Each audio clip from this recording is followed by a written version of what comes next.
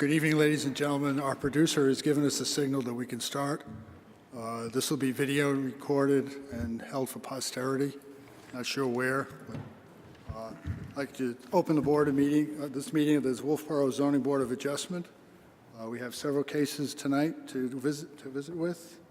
Susan, would you read the first one, please?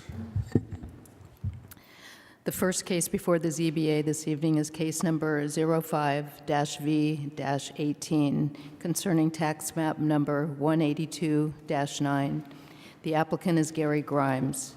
This is a public hearing for a variance under section 175-88.3 of the Wolfeboro Planning and Zoning Ordinance to allow for the construction of a 24 by 32-foot single-family dwelling. The property is located at tax map number 182-9, Governor Wentworth Highway. A site visit was held at approximately 4:15 prior to this meeting, and all of us here tonight were in attendance with the exception of Mike Hodder, who did a previous drive-by of the site. Notice of this meeting was provided to the appropriate town offices and to the following: Grimes, Frederickson, Pierce Camp Birchmont Incorporated, and Compton Howe. Thank you. I'd like to appoint to sit as a member of the board this evening Tim Cronin to sit for Hank Y. He will sit for all three items. Hey. Mr. Grimes, you're on.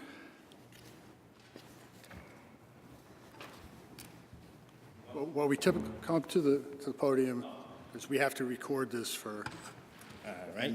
Introduce yourself and then go through briefly the application. If you want to just read it, that's fine Sure. too, or if you have a separate statement. Sure. Well, good evening. My name is Gary Grimes. I'm the owner of this lot, and I reside at 166 Hall Road in Fremont, New Hampshire. I'm here tonight to request two variances to construct my 24 by 32-foot home with a two-bedroom septic system. My two variances consist of a 17-foot from the back of the left corner and a 10-foot from the front of the property. I understand.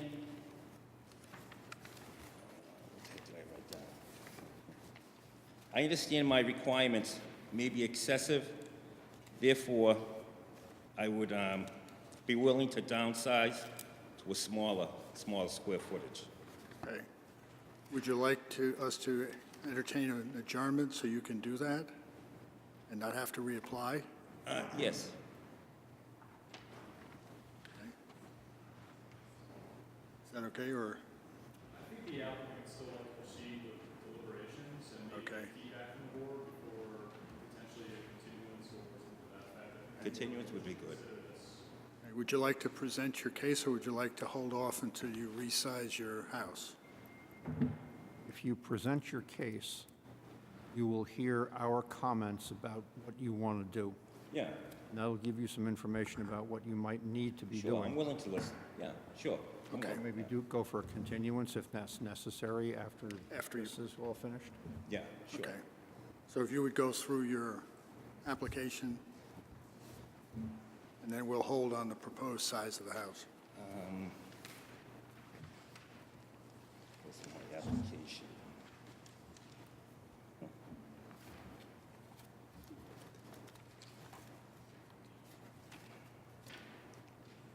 The zoning board of adjustment? This, yeah. Yeah, go, number one is the variance will not be contrary to public interest because, Okay, and you yeah, told us. the undersigned hereby requests a variance from article, is that the Yeah, you paragraph? just start with one where it says the variance will not be contrary to the public Okay, interest yeah. because, Yep, the variance will not be contrary to the public interest because there are no structures within the 100-foot abutted areas. okay, The spirit of the ordinance is observed because using the most conservation options allowed, substantial justice is done because the 100-foot the 100 feet allowed would be a great loss. The values of surrounding properties will not be diminished because the home would be constructed with the finest materials consisting of 1 kitchen, 1 bath, 2 bedrooms, and a full basement.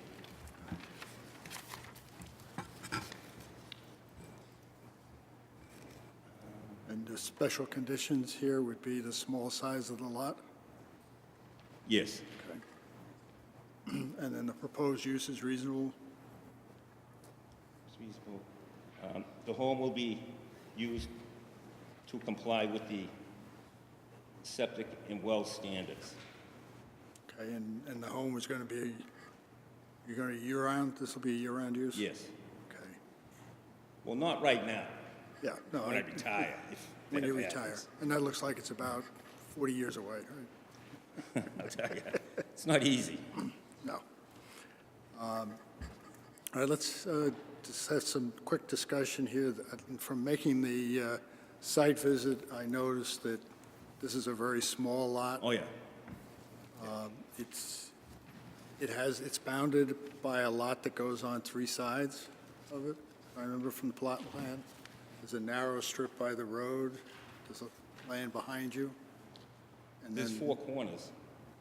I realize that, but if you're looking at the lot from the street, to the left and behind you and to the right is all one parcel. Oh, behind me, yeah. Okay.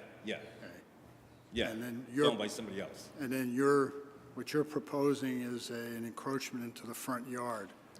It doesn't seem like there are other houses within a few blocks of that, There aren't. but if you go down by the lake, there are quite a few that appear to be similar to what you're proposing in terms of setback. Down by the lake, If you go, we came up, across the street where the camp is. no, further down towards where the Lake Wentworth is. If you were heading back towards Wolfeboro on the right-hand side, there's a lot of buildings there that are, Okay, the seasonal cottages? Yeah. So you're proposing to be about that far back from the front? Yeah, those are quite a ways down the road. Yeah, well, there really isn't much building up there yet. No, I didn't go much past where you are, but yeah, riding up from 28, it looks like there are quite a few around the lake that yeah, look like they're about what you're proposing. yeah. I know it's a small lot. But, like I said, Paul Gelinas said I could get a 2-bedroom septic system in there. So that's why I'm applying for a 24 by 32-foot home. Okay, Which is a modest-sized home to begin with. yeah. If you take a look at the tax map drawing, or even better still, take a look at the drawing supplied by the applicant, it's not really to scale, and that's a problem, but it's not a fatal problem. If you look at his drawing and then apply the setbacks to that lot, Yeah, you're not going there's almost no place to put a house that does not violate front and back setbacks. If you had a conforming, if you adhere to all the setbacks on that lot, you'd get a lot that was 25 by 25 by 50 by some other indeterminate number, the slanty part of the form. It seems to me that no matter what he wanted to do on this lot, he was going to violate setbacks. And the house is a modest-sized house. I mean, you're not asking for something palatial. Yeah, no. To stay within setbacks, the area would only be a 10 by 10. Yeah, it's really tiny, Yeah. really tiny. Agreed.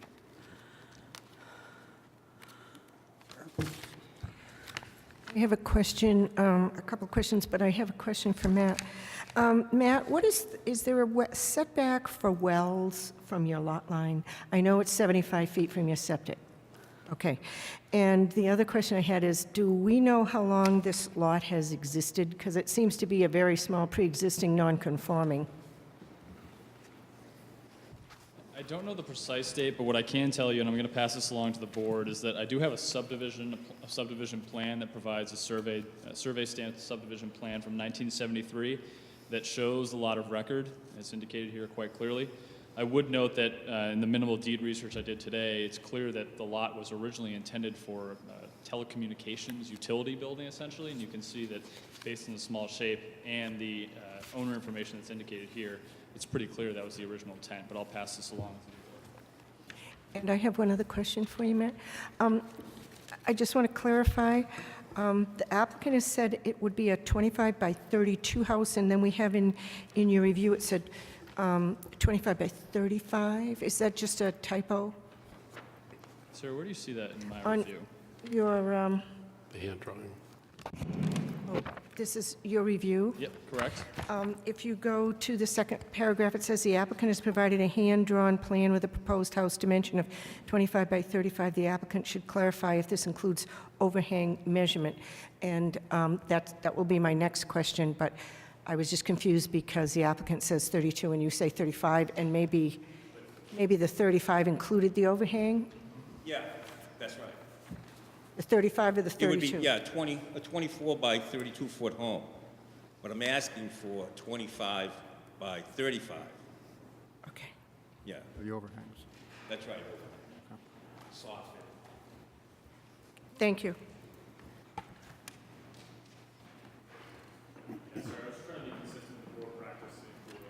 Yeah, no, that's fine, that's fine. This subdivision no longer exists, all these other lots? Thank you.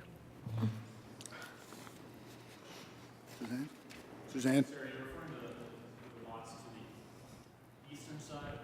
To the right, yes, towards Brookfield.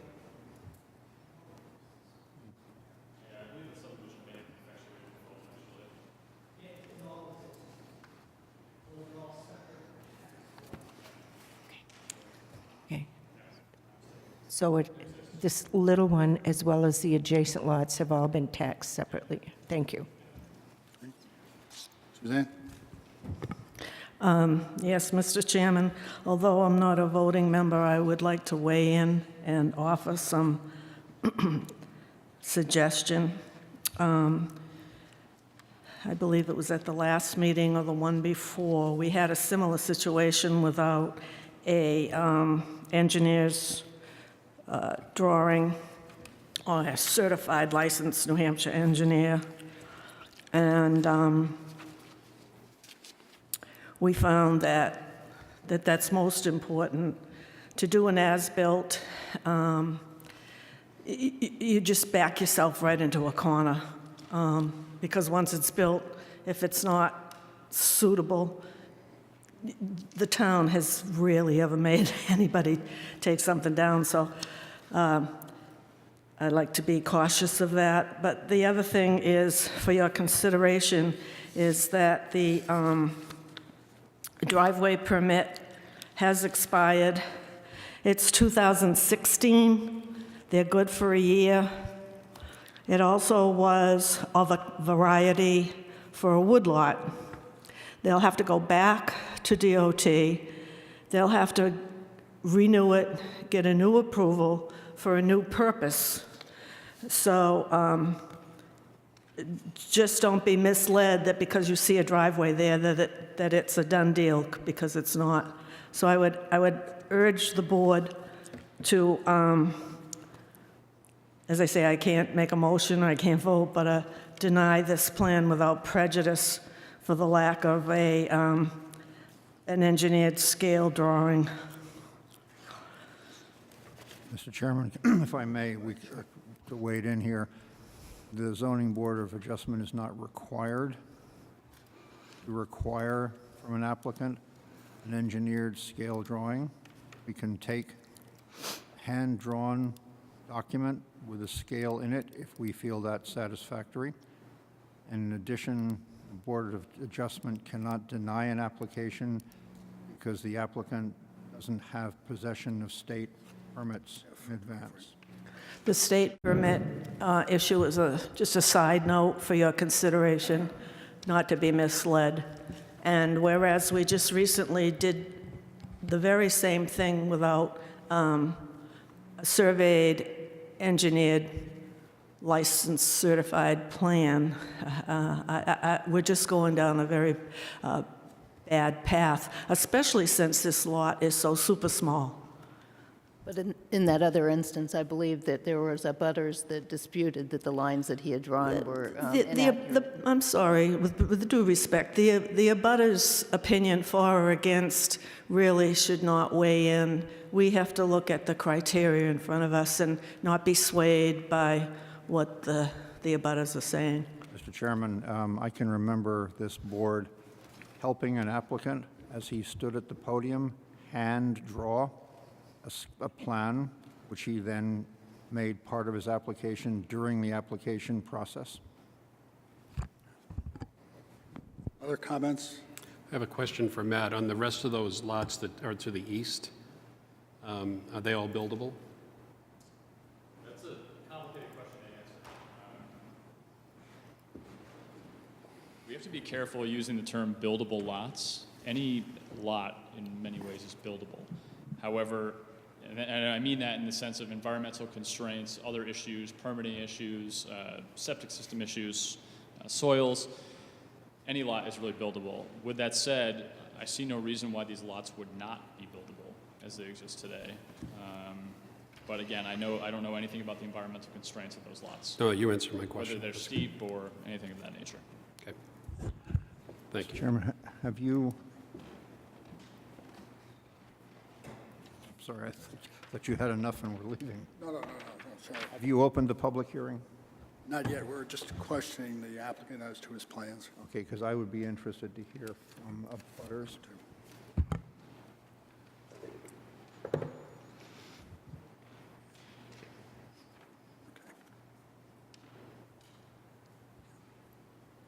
Any, Do you have any questions? Must have something for we'd open the public hearing for that. I don't have any questions for the applicant. The only obstacle I can see towards granting this application, in my opinion, Yeah. is the testimony of abutters Yeah. and the effect on neighboring property values. Now, Suzanne Ryan mentioned about the driveway permit running out. Why would I reinstate it? Why what? Why would I reinstate the driveway? I'm sorry, I didn't. If you're going to, it's my Yeah, understanding, that's not our issue technically, but if you're going to access your property from a Yeah. public highway, you need a permit. This is a state highway, so you need a Yeah. permit to do that. Yeah, the applicant would need to do any DOT driveway permit in order to access. Mr. Ryan is correct. This is for the development type on the permit is a good lot access. It's for logging or something to that effect. A revised permit will be required from the city manager. But that would not hold our, the only impact that Right, might it's have nothing is to you do with might you. put the driveway somewhere else. All right, Well, you could make, it looks like you're going down the path of approval. If that's the case, you can make it contingent upon the approval of the driveway permit. Sarah? That's not unusual. I had a question for Corey. Especially, you know, Mr. Chairman, especially in this case where it's such a small lot and they've designated where that driveway is going to go. In fact, when it becomes a buildable house lot or a house proposed on it, the state may look at it in a different manner and say, well, you've got so much frontage, so it should go down here, or because there's a little town road that goes up the hill, they may say it has to go here. So it will have a bearing on where that house goes. And so if you make it contingent upon the approval, then you haven't locked yourself into carte blanche. If I'm reading this survey right, the only access to a public highway you have is on 109, right? Corner of your lot doesn't touch the side road, okay. I'll ask Matt my question because Corey stepped out. In order to get his building permit, he'll have to have engineered drawings, correct? Surveys marked. So the question was specifically, in order to get a building permit on this lot for a single-family dwelling, whether engineered plans would be required. Certainly not from the site development perspective, but as far as the building permit side of things, an engineered plan being provided for single-family home development is not required, correct? Okay. You don't need it for siting the foundation? You don't need any type of survey? Okay, No. thank you. No A2 survey. You don't need an A2 survey? All right, I'll open the public hearing for comments from abutters. Does anyone wish to speak? Please approach the podium and identify yourself. Hi, my name is Alan Fredrickson. I am 50 Martin Hill Road is where I reside, and I also own all the other lots that are shown in that existing subdivision. We do receive a tax bill on each individual lot. When we purchased our property, this lot was disclosed to us by our attorney. We were told that the lot was created, I believe, in the late 50s for the purpose of New England Telephone Company, I guess at the time, if they ever had a need to place telephone equipment of such on it. That's what it was created for. We were told that it was not a building lot, and we did not have to be worried about that. Approximately 3 years ago or so, we were contacted by a local real estate agent who said he had a lot for sale at the corner of Martin Hill Road. And in questioning him, I said, well, we owned all the land, and then he disclosed this lot. Basically, at that time, I went in and saw Rob Hausman. He basically told me it was not a buildable lot. I also spoke to our attorney that had handled the sale. He also indicated it was not a buildable lot. In good faith, we put a $500 offer on the property and never heard another word. A while later, I was informed that the lot was sold to an individual, and I had heard the figure of $1,500. I don't believe that a house on this lot will work. Any of you that have looked at the piece of property know that it is an extremely steep slope. I think by putting the structure that's proposed there, and if a septic system would fit and whatnot, I don't possibly know how you'd ever grade it to prevent the runoff from not ending up on Route 109. I do know this past winter, the driveway that was put in, the culvert underneath it froze up, and for approximately 2 months this winter, there was a 5-foot sheet of ice that would go out into the middle of 109, and that was just from this driveway. I do feel that if this variance is granted, that it would severely affect the value of our lot that is on 3 sides of this piece of property. I do also know the drainage from Martin Hill Road, which is a town road, angles off and heads directly across my little strip that's in between Martin Hill Road and this. And I question where all of that runoff is going to end up if this lot is built up. With that being said, I would just state that I am strongly opposed to this variance being granted. Thank you. Thank you. Any questions for? Thank you. Anyone else wish to speak in opposition? Sir?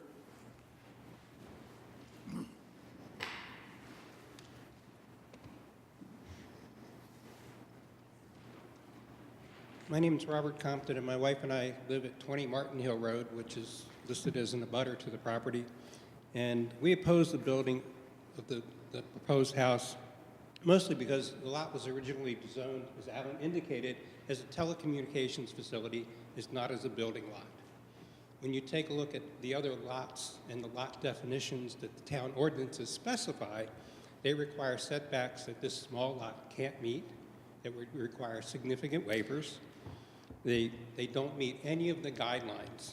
In addition to that, is if you did grant it and it went forward, when it got to the permitting process and when they went in for an excavation permit, what would happen is, by default, because all of the abutters oppose this, there's an automatic 50-foot setback from any opposing abutters' property line that permit or denies excavation within that zone. And that if you refer to it as 178.8b, is the specific portion of the ordinance that goes in and defines what happens. And so, as all of the abutters, 171.8 Baker. That section refers to commercial excavations and takings of earth only. It does not refer to foundation excavation or single-family dwelling construction. Really? So my reading is poor? It's 155E was referenced in that section of the town ordinance. That I don't believe that refers to that particular activity. Could you give the number one more time? 171.8 Baker.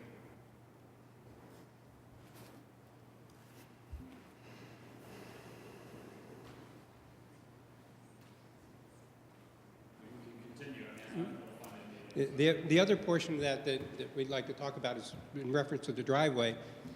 We own a bed and breakfast, and with the cars that have come down through there, trying to establish where cars would park because there was previous use of the lot, and there were cars on that facility.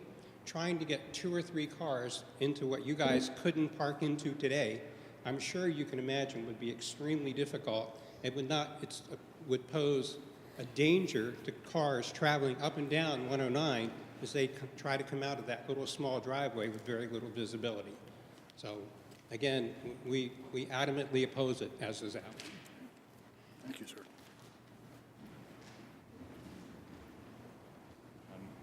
And not to appear argumentative with Mr. Compton, but the excavation ordinance 171, the definition of excavation in this section and the references are only to statutes 155E, which involve the commercial taking of earth. So the definition of excavation in this section is a land area which is used or has been used for the commercial taking of earth, including all slopes. This would not be defined as commercial taking of earth. Mr. Compton is correct that in the event that you do have a disapproving abutter, there are specific provisions that take action. It's under the prohibition section, but I do not believe that would be applied here. Nor does the town require excavation permits for foundation excavation as a result of projects for single-family residential development. Thank you. Other questions for Mr. Compton? Anyone else wish to speak? Sir? I'm Ken Perry from North Wolfeboro, and a realtor, and I represented the Fredericksons on their purchase of their top-of-the-hill farm and concur with the statements that Alan has made. On a couple of points, the question was asked. Could you talk into the mic so we can hear you? The question was asked about the original deed. That was in 1958, and the deed refers to a survey plan, which is also on file at the registry, and that was recorded, I believe, in September of 1958. Also, the abutting lots, as you probably have seen, the other lot the Fredericksons own along Route 109 are all in excess of 1 acre, all have frontage in excess of 200 feet, meeting the then town requirements. This other lot, very small lot, on the survey that was done for New England Tel in 1958, shows a utility pole right at the frontage. And that was their plan to run wires down the utility pole into their little building and back. That's why they chose that site, as they chose several others around New England at that time. The question of value of Mr. Frederickson's first lot, there's no way that having a house with septic system right in the middle of his lot is going to detract from the value of his lot. A wood lot there, fine. Or if the original utility purpose was there, that probably would have been there when he purchased, and he would have been aware of that. But I believe the septic system is going to be right on the boundary of this lot. And that would mean that any well that a future builder here had would have to be 75 feet further into Mr. Frederickson's lot. And to me, that would be a diminution of his value there as well. Thank you, Mr. Berry. Anyone else wish to speak? Or you have questions for Mr. Berry? No. Well, maybe Mr. Perry would know, or maybe Matt. Are there any deed restrictions on that particular lot that the telephone company put on it for use for telephone company only, or anything like that?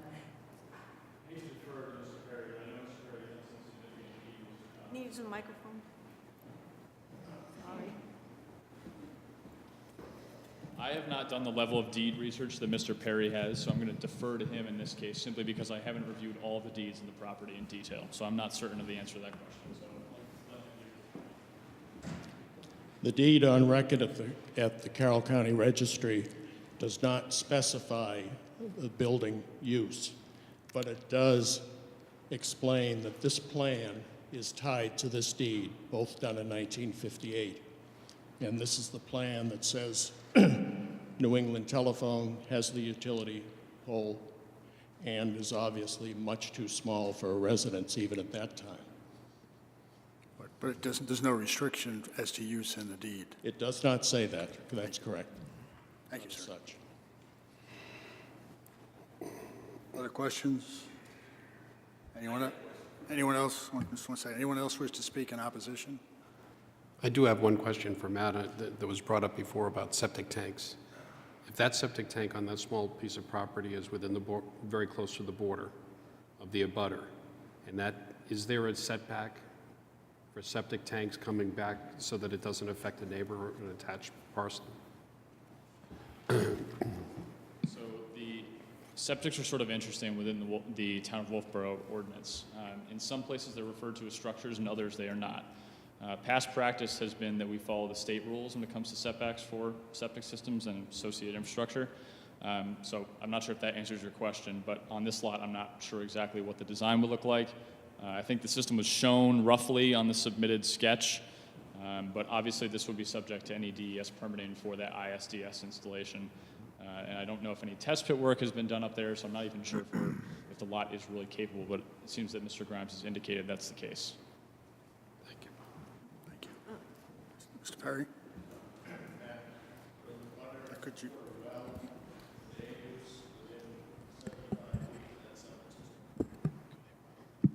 I do not anticipate the state would permit that. Yeah, so I think the answer is an absolute no. But again, wells are, some municipalities limit the radii of wells within the property lines. However, Wolfeboro does not do that, principally because our waterfront lots would be ultimately impossible to install wells on if you were permitted only to have the setback, the 75-foot setback, completely within the property boundaries. So you could set this well 5 feet from the road? Theoretically? Okay. Yes. Yeah. Yep. But Any other questions? Sorry, Suzanne? Sorry, Suzanne? If I may ask the building inspector, Mr. Corey Ryder, a couple of questions.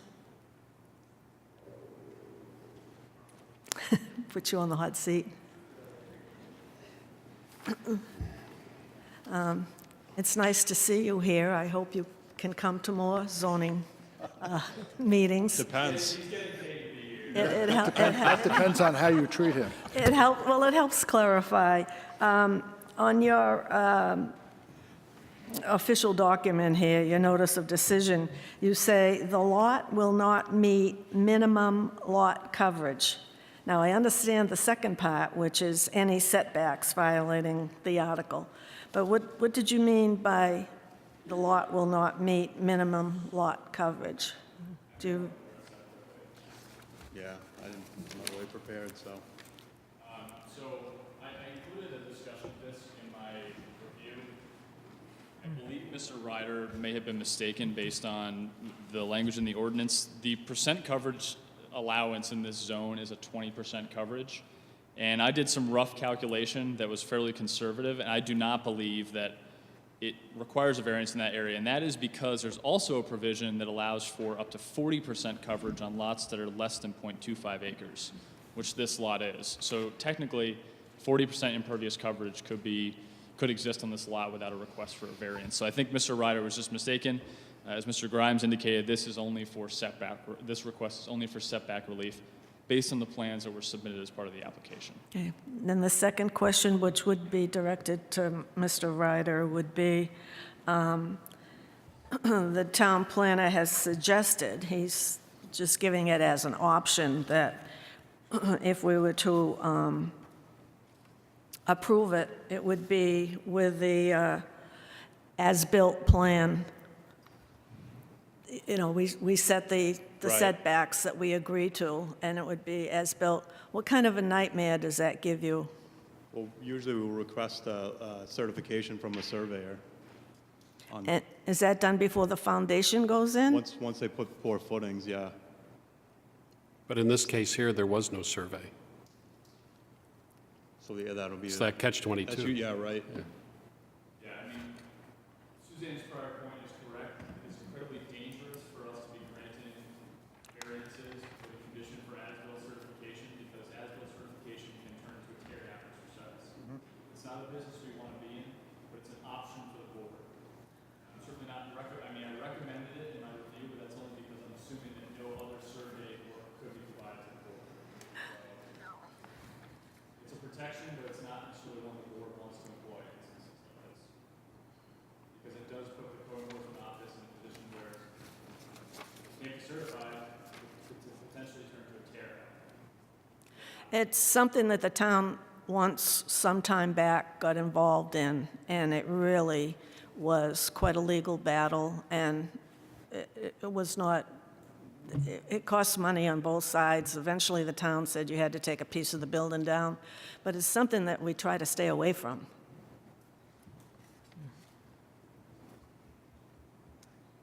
Agreed. Okay, thank you. Other comments or questions for the rebutters?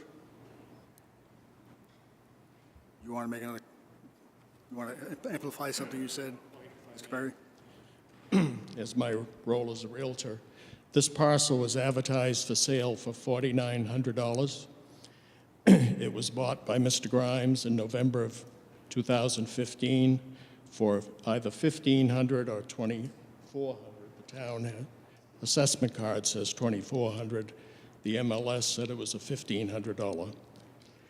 But the listing sheet clearly says any building is subject to state septic approval and town approval. So the public was warned that this might not be a buildable lot. But isn't that generally true? Those two items you just mentioned, it is subject to getting a state That's septic true of any property, but seldom does a Realtor put it on the two sentences of his listing right at the top, and that's one of the sentences. Okay. That very seldom happens. Yeah, May I ask you who the seller was? Is that appropriate for me to ask? Who was it still owned by the telephone company? It was West River Road LLC, and looking at the deeds, I think they purchased several of these parcels around the state from Fairpoint at that time. It had evolved from New England Tel all the way down to Fairpoint. Okay. Date of purchase, Ken? 11/25/2015. Up until 2015, it was owned by, when did it stop being owned by Fairpoint? Do you have that information? I think I may. I think it was only a couple of years that this West River Road purchased it, maybe Okay. on the tax card. Okay, thank you. Thank you. Other questions for the opponents? Grimes, would you like to speak again? He had mentioned that it's not a buildable lot. If it passes perk test, doesn't that make it a buildable lot? And there isn't any wetland vegetation visible? It's a good question to raise. Well, this way, The buildable lot has many factors to it. It's yeah. all of the zoning ordinance tests, it's all of the it's not wetlands. So, It's clearly not underwater. A fully wet lot, should it obtain an HDS wetlands permit and a town special use permit could be a buildable lot. That's why we have to be careful saying things that are not or buildable. With any appropriate relief or approvals, a lot can be buildable. That's why I want to be careful yeah. saying a non-buildable term around. I assume the lot was never perked, so they just assume it's not buildable. Well, I mean, I suppose being very generous, somebody's saying since it doesn't meet the minimum requirements that the town currently imposes, you would need permits or variances to build on the lot. But that does not mean that those could not be Yeah. granted in an appropriate case. Fred? Suzanne? When I suggested that it be denied without prejudice, I was not suggesting that it's not a buildable lot. What I'm saying is there another alternative? And one of your 5 criteria, is there another reasonable alternative?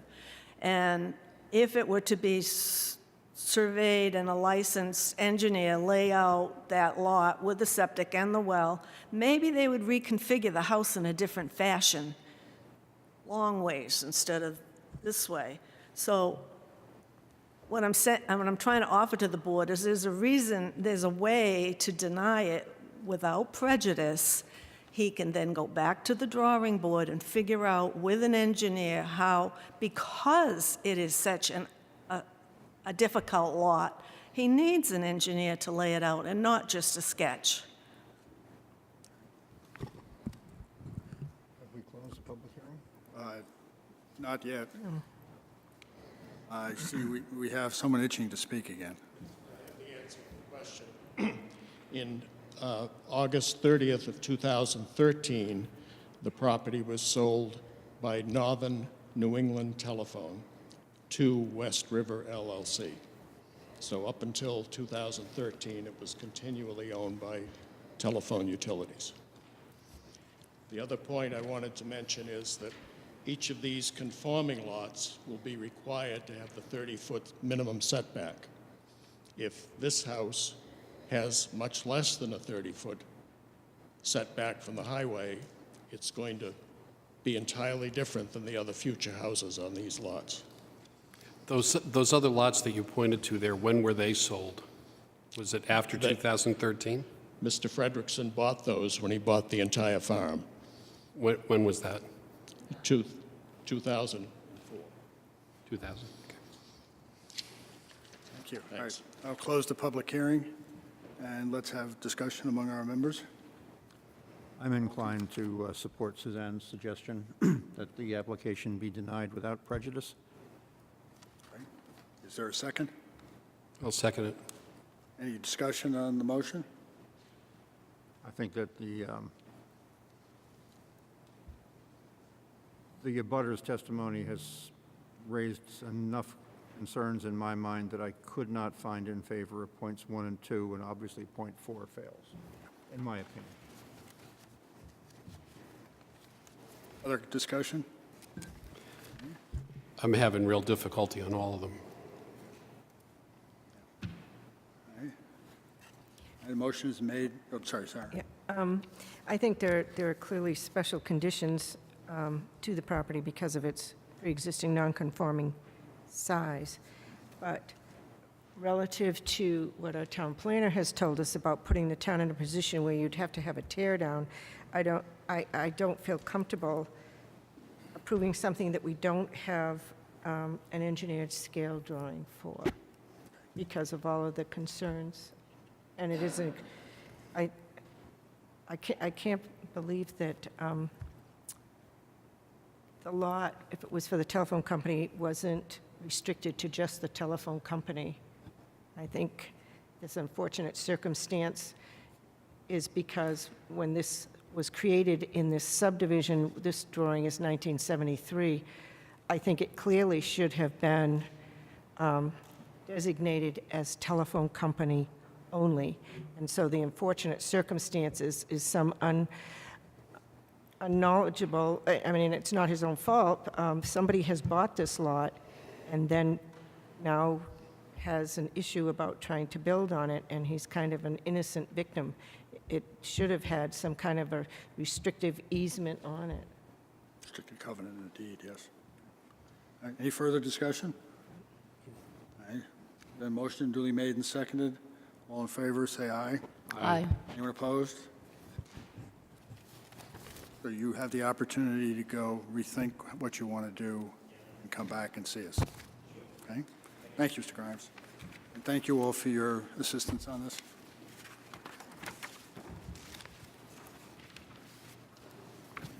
I do too. Would you read the next notice, please? Thank you. Matt? The next case before the ZBA is case number 06-V-18 concerning tax map number 251-11. The applicants are David and Gail Schlossberg. This is a public hearing for a variance under Section 175-64, Section A, subsection 4 of the Wolfeboro Planning and Zoning Ordinance to allow for the construction of a single deck to permit ingress and egress to the main floor of the home from the lakeside of the property while reducing impervious surface and converting non-encroaching part of existing main deck to interior living space. The property is located at 45 Canapache Drive. A site visit was held at approximately 4:45 prior to this meeting and was attended by all of us here with the exception of Mr. Hodder and Ms. Ryan. I have visited all three sites that we're talking about. Ms. Ryan visited the site, and Mr. Hodder drove by the site prior to the meeting. Thank you. Notice of this meeting was provided to the appropriate town offices and to Schlossberg, Nancy W. Swafield, 1991 Trust, Dow, Levitt, Canapache Cabin Cottages Association, John J. Rourke Jr., 50% interest, and John J. Rourke Sr., 50% interest, and Canapache Cottages Association. Thank you. You're up. Good evening. My name's Randy Walker. I work for Walker & Varney here in Wolfeboro, and I have the pleasure of representing David and Gail Schlossberg. Dave is a practicing attorney in Connecticut. His wife's a state legislator. And they've been will be an excellent addition to our summer community. They bought the Swift property last year with the plan of improving the home so that they and their children could enjoy it. The house, as you saw from the view, is somewhat older, built in 1964, before most of you were born. And Excuse me? Really? Thank you for your compliment, sir. hey, that's one of three, by the way. The lot itself is a comparatively large lot, 1.2 acres in size. They have 170 feet of frontage, so just the size of the lot and the frontage is unique to that area. And their house is also not particularly visible from either one of the neighbors on either side. What they're proposing to do is to make some modifications to the house, which are behind the 50-foot setback line, which we don't need this board's approval for. What we do need this board's approval for a variance, is to build within about a 5-foot wide strip, maybe 6-foot wide strip between the 50-foot setback and the lake. So roughly 44 feet back from the lake to 50. That's the area that we're asking for a variance. And what the Schlossberg propose is to put a 6-foot wide deck along the front of their home in that area and remove the existing deck that's on the lake side, as well as the deck that is on the north side of the house, which you walked over during the view. They have already obtained the State of New Hampshire Department of Environmental Services approval for this. As you know, the state generally permits a deck to be pushed towards the lake 12 feet. The Schlossbergs are not suggesting that their deck be 12 feet towards the lake, or 10 or 8, but just 6 feet to running along the house. It's a very modest, austere proposal. So with that background, let me get into the criteria. So number one, the variance will not be contrary to the public interest because, as noted in the December 2017 Zoning Board of Adjustment Handbook, for a variance to be contrary to the public interest, it must unduly and in a marked degree conflict with the ordinance, such that the variance violates the ordinance basic zoning objectives. And to determine this, the handbook suggests that you ask yourself the question, will it alter the essential character of the neighborhood or threaten the public health, safety, or welfare? And I suggest that it will do neither. Now, the purpose of the shorefront residential district zones expressed in 17562 suggests that the purpose is to maintain the integrity of the existing shorefront residential development. And this is a residential use in a residential area, and the houses on all sides of it are used for that purpose consistently. And also, the goal is to protect the shorefront from overdevelopment, and a modest 6-foot deck along the front of the house will have no negative impact on shorefront development whatsoever. In the application that you were presented with, there was a copy of the tax map. I don't know how clear it was. I brought more if you'd like. But if you look at the house to the left, if you're standing in the water, or to the right, you'll see that this house, from both its, compared to both its neighbors, is set back at least 20 or 30 feet more off the lake. And the way the tax map was cut off, if you look to the 7 houses to the south or right, you'll see that every house on the waterfront is closer to the water. Even if you approve this variance and allow the 6-foot deck, they'll still be the farthest back from the water. So they're, again, not trying to push this envelope in any way, at least compared to their neighbors who are all much closer to the water.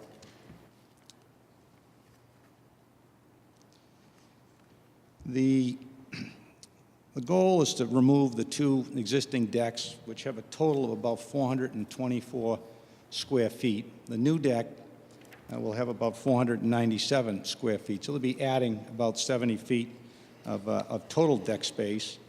And the area that's within the setback will be about 205 square feet in the setback, which is roughly a 10 by 20 area on a 1.2 acre lot that's very innocuous and insignificant. Again, the deck as proposed will actually straddle that 50-foot setback line. Part of it will be behind the line and part of it will be into it. So we don't believe that the essential character of the neighborhood will be changed in any way. The neighbors' homes all have decks on them right now. This property, somewhat uniquely, does not have waterfront access from the main floor to get to the lake. They have to go through the house to get to it. So you envision yourself taking a swim in beautiful Lake Winnipesaukee and come out to get into the main house. You've got to go through the house. They would like to go up a side set of stairs to get it in, like, again, all their neighbors do. So that's somewhat, again, unique to that, which I'll address in number 5. The project also will enhance the public health, safety, and welfare and the integrity of the lake, because the area of impervious soil will decrease from approximately 21% to 20.3%. It's not a big benefit, but it's still heading in the right direction. And they're going to do that by removing about 900 feet of gravel. The lady that used to own this home was handicapped and had a wheelchair, and you saw in the view that there was basically a road that went down around the house so that she could get into it. All of that will be removed and replaced with pervious grass. So that's one of the trade-offs. They're going to fill in part of that deck and make it house space, again, behind the setback line. But the overall project will decrease water runoff, decrease impervious soil, and increase pervious soil. Again, all to the benefit of the public health, safety, and welfare. We move on to criteria 2. The spirit of the ordinance is observed because, again, as suggested in the Zoning Board of Adjustment Handbook, this factor relates to the first criteria. Again, does it negatively impact the essential character of the neighborhood? It will not. It will be consistent with the essential character of the neighborhood. And again, it will improve public health, safety, and welfare. Number 3, substantial justice is a balancing test. The handbook suggests that the only guiding rule is that any loss to the individual that is not outweighed by a gain to the general public is an injustice. I don't think in this particular case you need to employ a balancing test. I think this is win-win.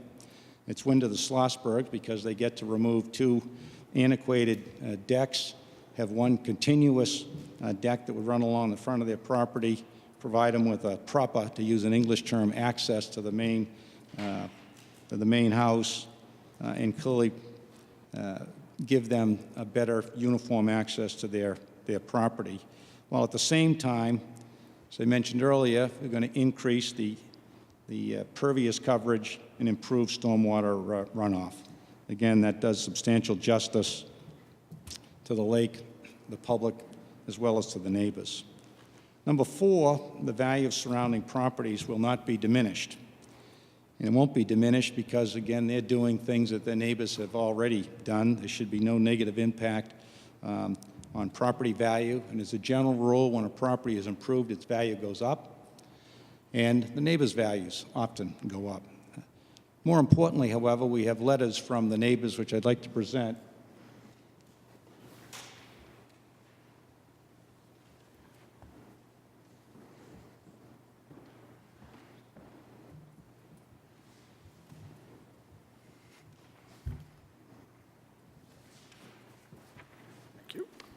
Thank you.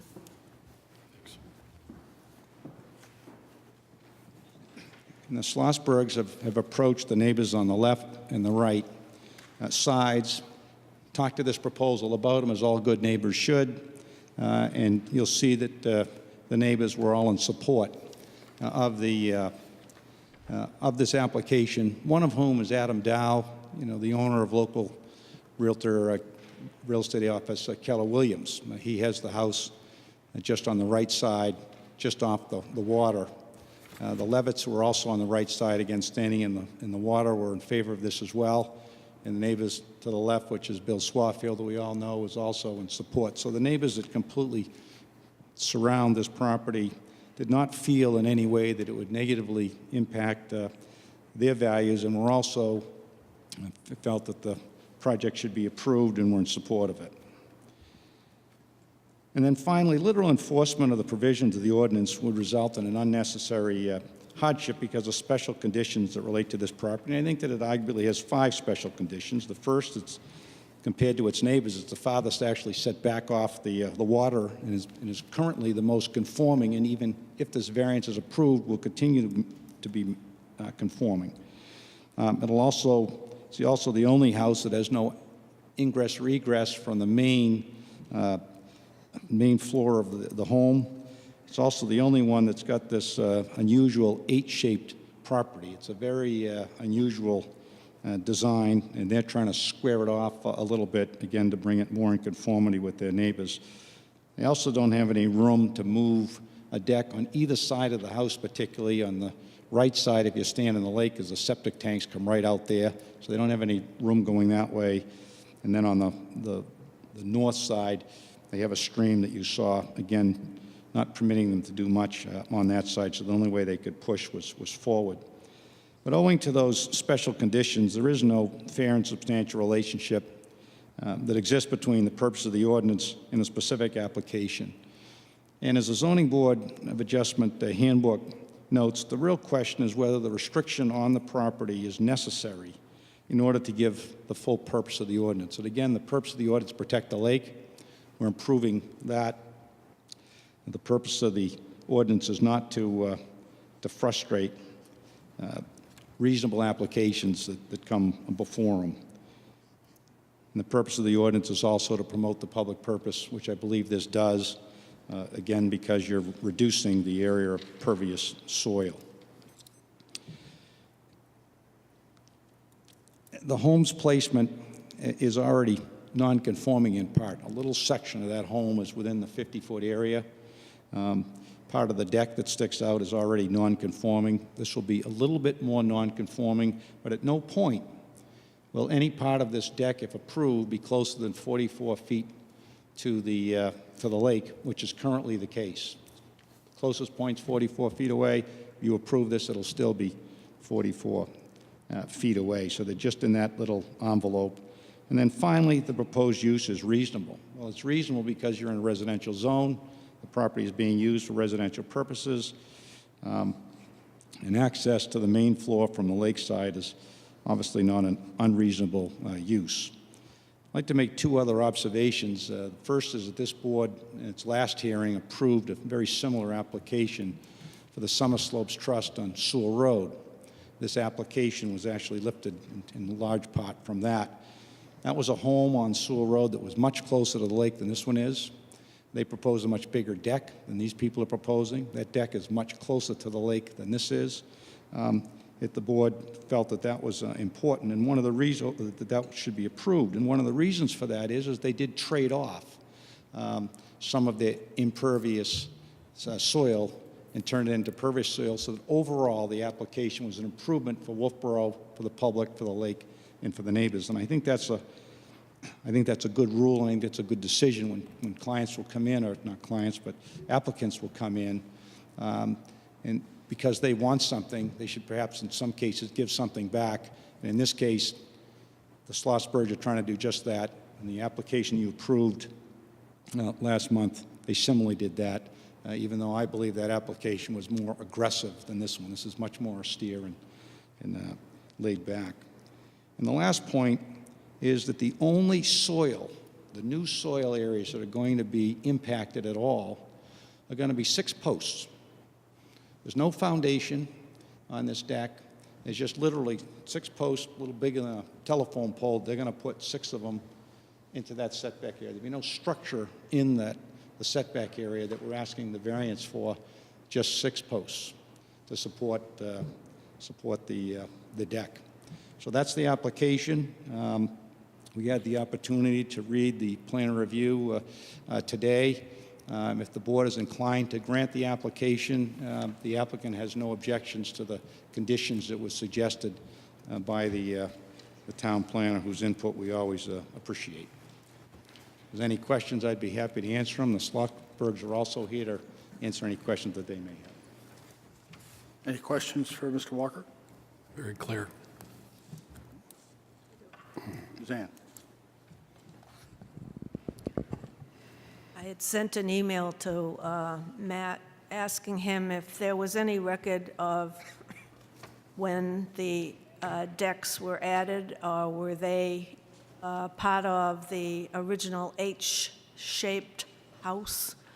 Did the decks and stairs come in sequence thereafter, or how did that all come about? You must have a building file record?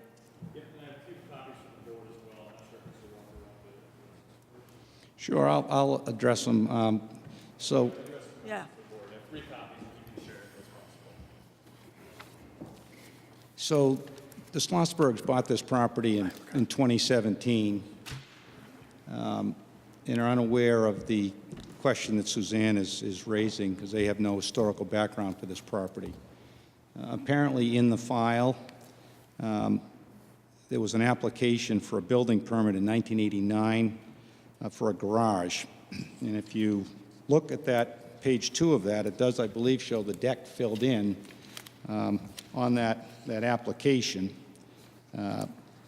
This page is very hard to read, but this is what I'm looking at. But it did show a deck in the area that's located in 1989. If you then go to this plan, which I don't know, Matt, are you giving him that? If you're giving him this, you'll see that there's a line drawn across to show that it's no longer open. They didn't put the word deck in there, and again, this is pure speculation on my part. And then you'll find in 1999 a letter to Mrs. Swift. Her husband, Charles, had apparently died at this point, and the then code enforcement officer, Richard Hammer, who's no longer with us, went out and said, at your request. So Mrs. Swift had apparently asked him to come to the property voluntarily, as she had an issue with her deck leaking.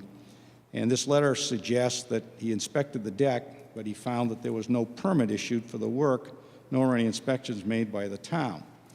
That was done back in 1999, and there was no further follow-up that I'm aware of after that. That's some 19 years ago. It was sent to the town manager, the town planner, with the potential threat that this was a civil matter, but to my knowledge, there was no enforcement. So we don't know if the deck was thereafter approved or what was done. We do know that nothing has occurred. That having been said, it's irrelevant. And why is it irrelevant? Because we don't care. We're going to take both of those. Let's presume that they're illegal. We want to take them out. We're asking for your permission to remove these illegal decks. Let's take the other approach. They were absolutely approved back in 1989, even though the file might not have suggested it. We still want to take them out. We still want to remove them and replace them with a 6-foot wide, modest desk along the front. So either way, it really doesn't have any impact on the application. Well, I think it would if there was a variance given or denied. And if a variance was denied, which you're saying there's no record, but I wouldn't go so far as to say either way it doesn't matter, because it does. If there was a variance denied for either one of those decks, then you can't come back and just say, well, I want another variance. But is there a record of a variance granted or denied at that time? And apparently the files show. I said, so it doesn't, We really can't speculate. What we do know is the town didn't do anything at all for 19 years in the file, from the file perspective. And we also know that you're planning to remove 90% of what's a deck, put a solid structure in there for which you don't need this board's approval. Correct. And whatever encroachment might have been into the setback requirement is also going to be removed. And you're asking for permission, thank you, Absolutely. to add a 6-foot wide deck along the back of the house All right. at the second-story level. Yeah, 95% of that deck they could get a permit for tomorrow because it's back on the 50-foot set line. Any other questions for Mr. Walker? Thank you. Anyone else wish to speak in favor of the application? Anyone wish to speak in opposition to the application? Okay, I'll close the public hearing. Discussion among our members here. Sarah. I notice in our plan of review, he says the board may wish to add a condition of as-built certification of the deck encroachment by a licensed land surveyor. I think that's an excellent idea to get this neatened up in the files. There should be a building permit that should be pulled for this, but it's always sad to see that our files are not up to date. It would appear to me by reading this letter here from 1999 that Richard Hammer was just referring to the fact it was a civil matter because it seemed as if the question there happened to go back to some leakage in the patio room, and I think perhaps the person was seeking some recourse against the builder, maybe, but it doesn't look like there was any follow-up there for the fact that there was no permit. Mr. Chairman, are you willing to entertain a motion at this point? are we going to go through the 5 criteria for the record? Whatever you'd like to do it. Yeah, and I also, yes, let's go through the 5 criteria.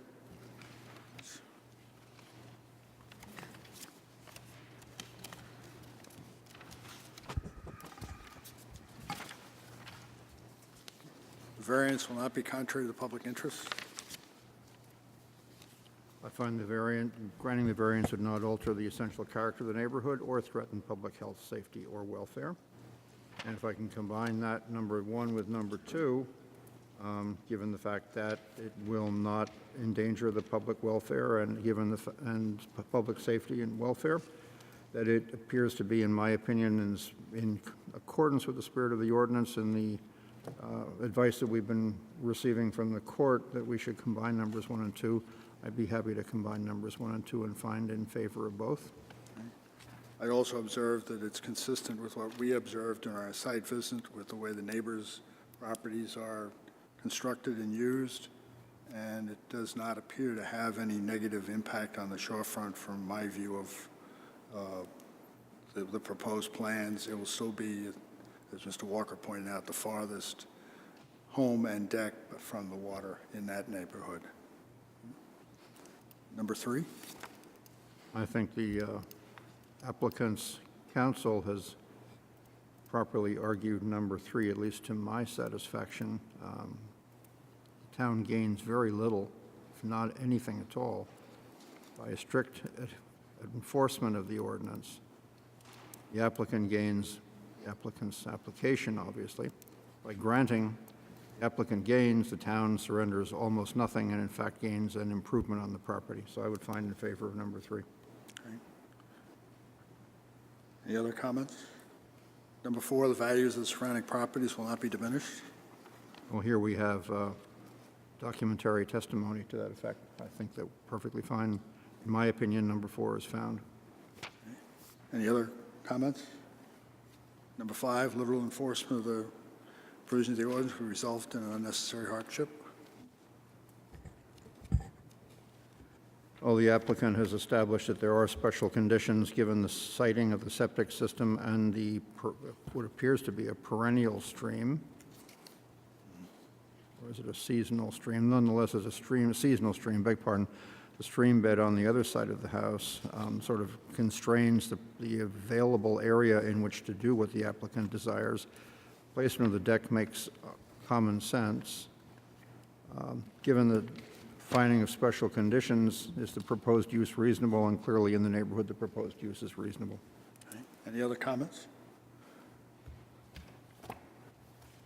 Would you like to proceed to make the motion then, Mike? Sure, I move that this board approve case number 06-cap-V-18, applicant David and Gail Sosberg, tax map 251-11 for a variance under section 175-64. Sorry. Parens Cap A, closed parens number 4 of the Wolfeboro Planning and Zoning Ordinance to construct a single deck to permit egress and ingress to the main floor of the home from the lake side of the property. The deck do you want the dimensions in this motion? Did you add the width in that? Yeah, not more than 6 foot Not more than 6 feet wide. wide, the maximum encroachment being 5.7 feet at the northern end and 2 feet at the southern end, with conditions 1 through 5 as stated in the planner's review. How about that as-built? Yeah, would you like that 6th condition included? Including As-built certification of the as-built deck? certification Okay. of the deck encroachment by a licensed land surveyor. So 6 conditions in total. Thank you. Second? I'll second it. Sarah, thank you. Any further discussion? I'll call for a vote. All in favor, say aye. Aye. Anyone opposed? Thank you very much. Mr. Walker, thank you for another excellent presentation. Enjoy your new home. What are you looking for? Oh, a copy of the letters? Here. Yes, since you told us You to did- score. and here's, you got those, okay. Okay, That lawyer did a good last case. Thank you, Susan. He said Final case before the ZBA this Sorry? evening is case number 07-V-18, concerns tax map number 148-12. The applicant is Heidi von Gonskojian. The public hearing for a variance under Article 6, Section 175-44 of the Wolfeboro Planning and Zoning Ordinance to allow for an additional sign on the property for existing 1810 house bed and breakfast. The property is located at 458 Center Street. A site visit was held at approximately 4:45 prior to this meeting and was attended by all present here, with the exception of Mr. Hodder and Ms. Ryan, who reviewed the property prior to the site visit. Appropriate notice has been provided to the town offices and to the following: I'm sorry, I'm butchering your name, very sorry. Albee II, Wolfeboro Masonic Association, Leopold, and Downer. Thank you. Just for the record, Mr. Chairman, I'll note that both Suzanne Ryan and I have seen this property at least once before on a previous application. Thank you. Yes, we did have the privilege of getting a tour of this about a year and a half ago. Would you like to make your presentation? Yes, good evening. I'm Heidi von Gertz Kogan. Heidi Kogan is fine, Susan. I live at 458 Center Street in Wolfeboro, which is also the site of the 1810 House Bed and Breakfast and the Winnipesaukee Winery, which I was here last year and the year before, and the winery opened in August. So I'm here to petition for a winery sign to advertise the winery on the property and I would like that sign to be 6 by 6, 36 square feet, which is why I'm asking for the variance. It's not a variance for the bed and breakfast sign, just to be sure. 6 by 6, yes. If you look at page 6 of the variance request, to permit an additional sign comparable in size to other signs up to 36 square feet on Route 28. The attached documentation says 6 square feet.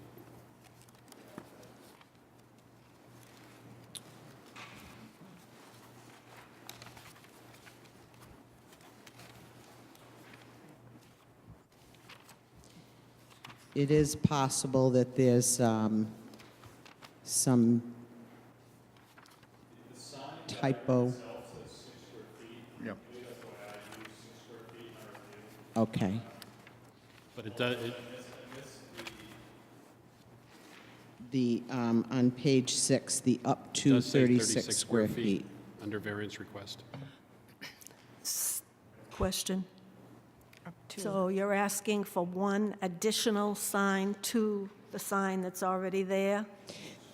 The Winnipesaukee Winery does not have an approved sign on the property. The sign that's there is the 1810 House Bed and Breakfast, and that's an approved sign that's been there for 15, 20 years. So the sign that's on the post is already pre-approved? Yes, the 1810 You're House. asking for one additional sign to go on the other side of the post? Correct. And you're going to keep the sign on the barn that says antiques? Yeah, the barn is not in question because that's under historic I'm just trying to preservation. figure out how many signs we have in total. Maybe, because that was a question. Again, can you use the microphone? Yeah, I can. I'm way down here. There was some confusion about what this variance request actually was. The zoning ordinance is sort of interesting. What it says is that in the GR district where this is located, the permitted signage is one sign per business, not per property. It's one sign per business. So theoretically, if one had 6 businesses on one property and was approved for such, they would be permitted 6 signs. So I spoke to Heidi, and we had some confusion. However, this was noticed broadly as a variance to 175-44. Therefore, the request is actually for the dimension being proposed, not for the additional sign, as the additional sign is allowed under the ordinance. Yeah, it's a size. It's the size specifically, which I mistakenly put 6 square feet. The application materials are a bit contradictory, but it's 36 square feet that's And, being proposed. You're reading the new zoning proposal. That section did not change, though, I don't believe. But yes, I was reviewing the new zoning, but that section did not change, actually. The permitted per business did not change with the new revisions. Permitted square foot. That did. So this is sort of interesting. In the new zoning, which is posted for the vote, those ordinance changes are in effect because they went through the public hearing process. However, the change was only to allow a 1 square foot freestanding sign in the GR district. Obviously, at 6 or even 36 square feet, that's grossly larger than what's permitted in this zone. However, freestanding signs are permitted, just at a very small size. Does that make sense? Do you call that freestanding on the post? Yes. I would not characterize that as a projecting sign. The sign that's up there right now, what is that, about 10 square feet? I'm actually not certain what I believe it was 6 based on It is The 6? 1810 House Bed and Breakfast sign that's there now is 2 by 3, 6 square 6 feet. square feet. And you want to put a 36 square foot sign on the other side of that post? I would like to be able to put up to 36 square feet in total. So that would encompass the bed and breakfast sign as well as the winery sign. No, that's a little different now. Yeah. You want to have a combined total sign square footage of both signs as 36 square feet? Or do you want one new sign for the winery of 36 square feet? The easy thing for me would be to have one new sign for the winery at 2 foot by 3 foot, but that is so small for that, that section of 28 where the speed limit goes from 40 to 50.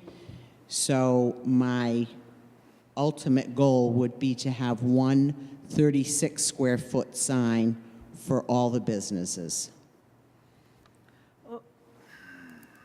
Sarah has her hand. Sorry. Okay, I have a question for Matt. Do we have 2 or 3 businesses here? We have the bed and breakfast. Do we have the winery? Do we have the antique barn? How many do we have? I think we need to clarify that.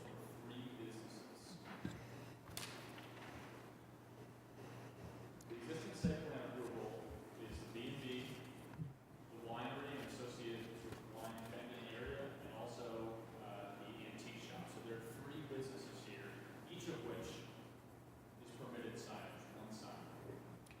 Of what size? That's the type of sign. For freestanding signs, 1 square foot maximum per business. And 12 by 12? 12 inches. Yeah, 12 by 12. Yeah, 12 inches. Suzanne?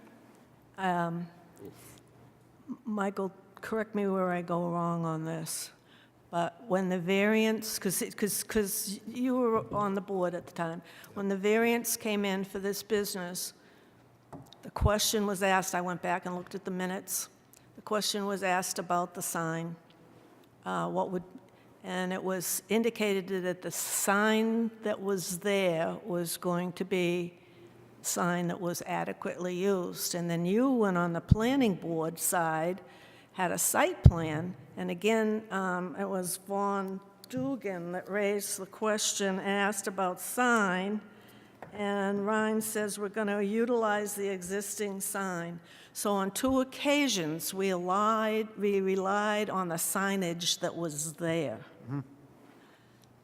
But that doesn't stop the applicant from coming back and No, it doesn't. fighting again. It doesn't, but it also would indicate that, you know, through the site plan process and the variance process, we relied on Agreed. good faith I of take your what the signage was going to be.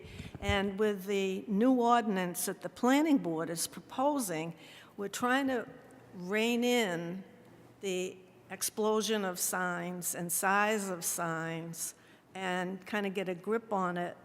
And so as one person here, I don't like to weigh what non-conforming signs are there in size. That's history. That's happened.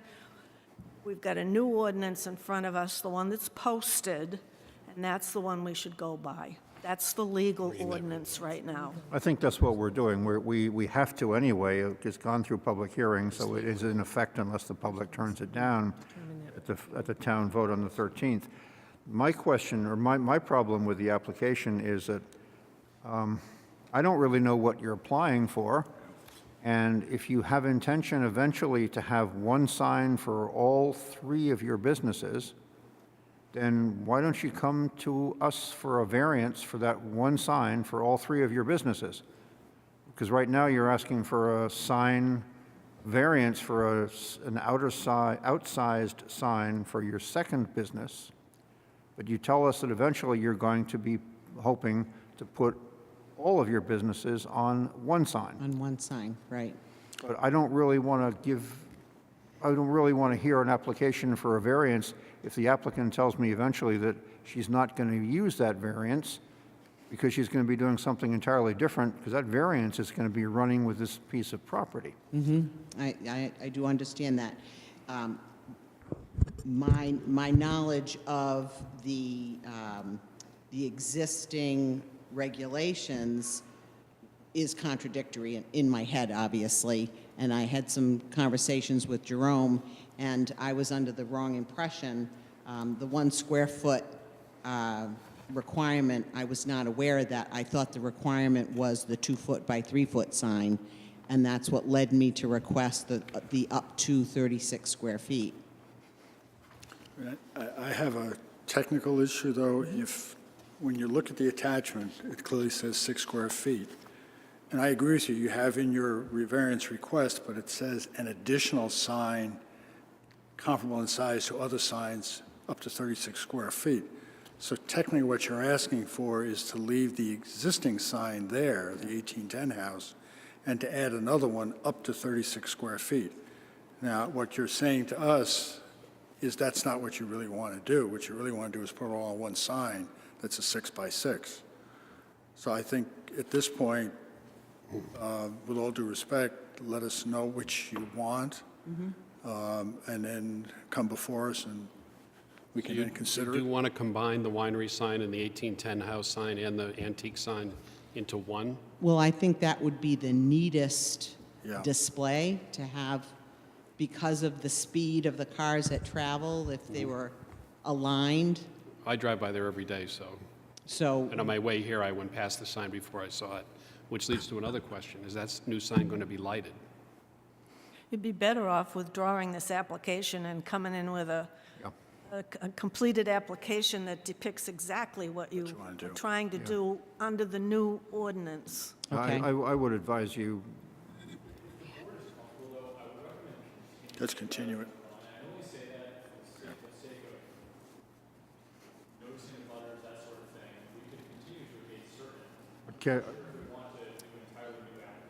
but if she's going to continue to a date certain, but she's going to be combining all her signs into one, or is she going to be continuing with this 2 signs? Yeah, I prefer Suzanne's suggestion again, that you work with Jerome and figure out what exactly it is that you want to do. And just be aware that the new ordinance calls for a 1-by-1, and that the town clearly is not interested in seeing a proliferation of signs on Center Street, and certainly not big ones, and you work with Jerome accordingly. That would be my advice. I hear what you're saying. I do understand, because it is quite ambiguous. But I do want to say that my neighbors are all business district. You know, the Allen A Resort sign is 36 square feet. They're my neighbor. Westlake's internally lit sign, they're my neighbor. We certainly have the 2 signs at the Nick, including Green Mountain Furniture, which is in Ossipee. So I understand the town's viewpoint on proliferation of signs, but I also look at that section of Route 28 as a business district. Well, if you were listening to the presentation in the case prior to yours, you heard counsel say something to the effect, give and take. Yes. Sarah? I would just remind you, when you refer to your neighbors, it's because of those signs that we now have 1 square foot. The planning board is not in favor of all that proliferation of clutter. So, I would like to go back to my question. Do you intend on lighting the sign? And if so, Matt, is there a regulation for lit signs versus non-lit? there's dark skies. Yeah, I mean, the dark sky compliance is a critical thing. That's one of the amendments we are, I'll use my, this is a little long. That's one of the changes that we're making to the 2018 ordinance. Currently, signage lighting is covered under the lighting section of the zoning ordinance, but we've actually moved that content into the signage section of the ordinance for 2018. And what it says is that it must be dark sky compliant. We do not allow uplighting, so basically landscaping lighting onto the sign, even though you will see it in several locations in town. We now support only the down lighting that limits the dark sky or the light pollution. So that would really be part of the sign permitting process. And at this time, I don't think a variance is being requested for that, but certainly our sign ordinance provides for some very specific activities only. Thank you.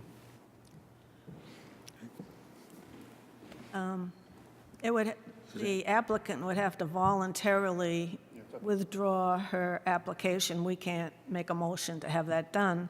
But on the other hand, there could be a motion to deny, and that would be too bad, because if she goes back to the drawing board and comes into compliance with the current regulation, she wouldn't have a denial on her record. And one other question, if the sign on the building that says antiques, is that part of the 36 square feet, or is that grandfathered because of historical? I would argue that that has some grandfather status.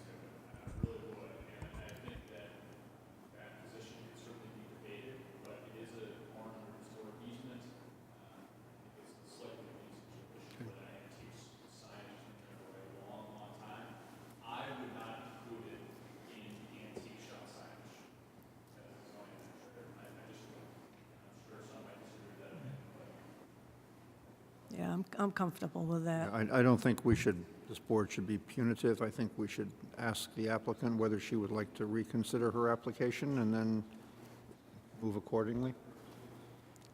Yep.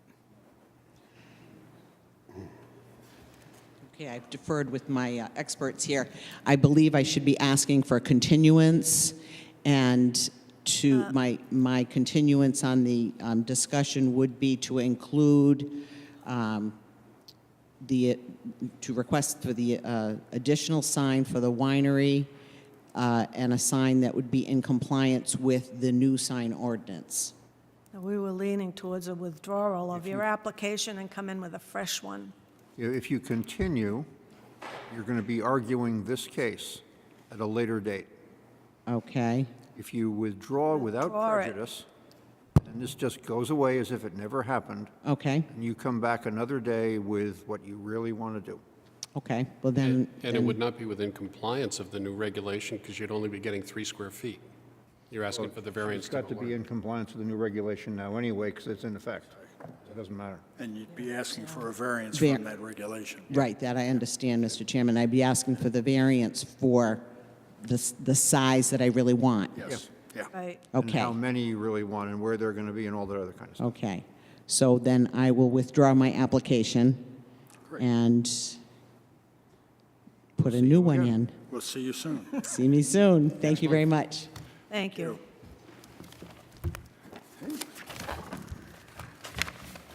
All right, we have minutes to look at?